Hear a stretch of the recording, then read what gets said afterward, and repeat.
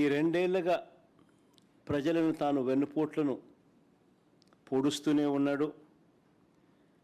రాష్ట్రంలో విచ్చలవిడిగా అవినీతి దోపిడీ జరుగుతూనే ఉంది.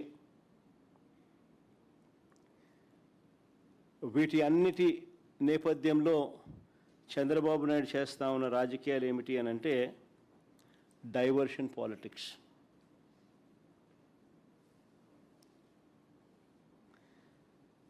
ఏ విషయంలో అయినా కూడా ఎవరైనా గట్టిగా తనను ప్రశ్నించే అంశం ఏదైనా బయటకు వస్తే వెంటనే ఆ టాపిక్ డైవర్ట్ చేసేందుకు వైఎస్ఆర్ కాంగ్రెస్ పార్టీ మీద, నా మీద ఇలా ఒక అడ్డగోలుగా ఆరోపణలు చేయడం, టాపిక్ను డైవర్ట్ చేయడం, ఇది మనం అంతా కూడా ఈ రెండేళ్లుగా జరుగుతూ ఉన్న script to screen play cinema చూస్తూనే ఉన్నాం.